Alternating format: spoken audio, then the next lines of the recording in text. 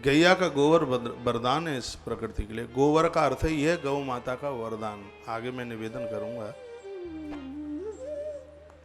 गौ माता का सबसे श्रेष्ठ है गोबर। वर माने श्रेष्ठ ही होता है। जो गाय का सबसे श्रेष्ठ है उसे गोबर कहते हैं।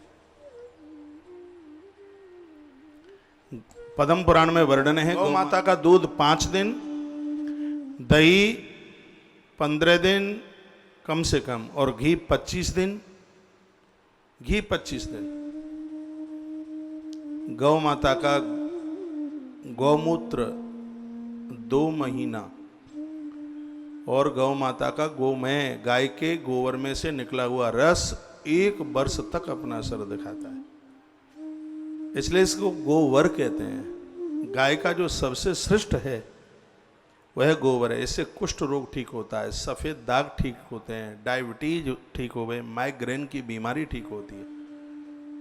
और ये मैं बहुत आनंद के साथ कह रहा हूँ, कितनी भी दांत खाज खुजली छाजन ऐसे चर्म रोग जो ठीक होने का नाम नहीं लेते हैं, गैया के गोबर का लेपन करके शरीर के ऊपर और 1 घंटा सूख जाने दो, और उसके बाद में आप कुनकुने पानी से नहा लो। 5-4 दिन में ये चर्म रोग की बीमारी जड़ से खत्म हो जाएगी। गौ माता तो चलता फिरता अस्पताल है। कि कोई व्यक्ति नियम से किसी मंदिर में जाता है और समय कम है और वो मंदिर नहीं जा पा रहा है, गौ माता की परिक्रमा कर ले, प्रदक्षिणा कर ले, तो उसका संकल्प टूटता नहीं, उसका संकल्प पूरा हो जाता है।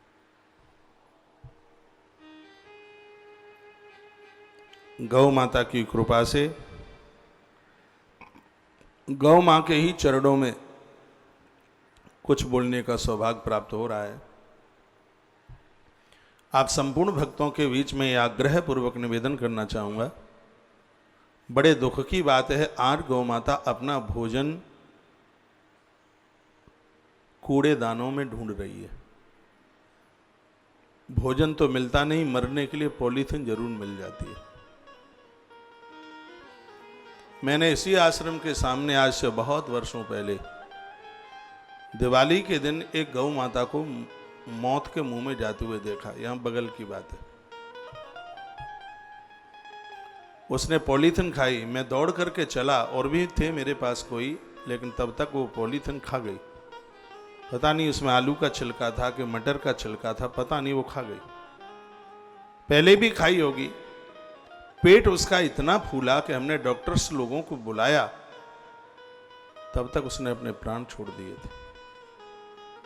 गाय को मारना तो अपराध है ही, लेकिन जो पॉलीथिन में आप छिलके डाल देते हैं, गांठ लगा करके जो आप फेंकते हैं, ये किसी गौहत्या से कम नहीं है।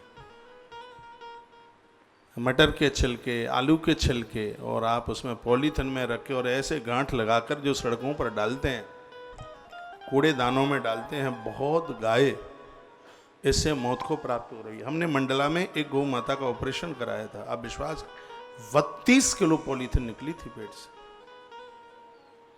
आज कथा के पूर्व दिन में मैं आग्रह पूर्वक निवेदन कर रहा हूं, ये नियम ले लें। आप पॉलीथिन यूज करते हैं तो उसको इस प्रकार से क्यों कर रहे हैं? इसमें गौवंश की जान जा रही है। बहुत पशु इसमें खत्म हो रहे हैं।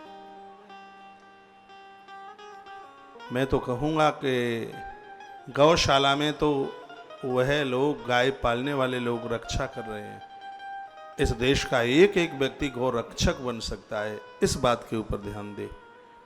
ये सौगंध ले ले, संकल्प ले ले कि हम इस ढंग से, तरीके से पॉलीथिन कहीं नहीं डालेंगे जिससे कोई भी पशु खाता है और उससे उसकी मृत्यु होती है। पॉलीथिन तो जिस खेत में डाल दी जाए तो उसकी फसल खत्म हो जाए, उसमें से अनाज ही ना निकले, इतनी खतरनाक है। श्वास रुक जाती है, गाय श्वास नहीं ले पाती, और आखिर में उसको मरने के अलावा और उसके पास कोई चारा ही नहीं रहता।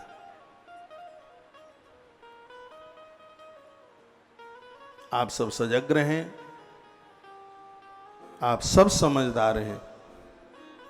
आग्रह पूर्वक निवेदन है कि हमसे ये ऐसी गलती न हो। ये बहुत बड़ी गलती है।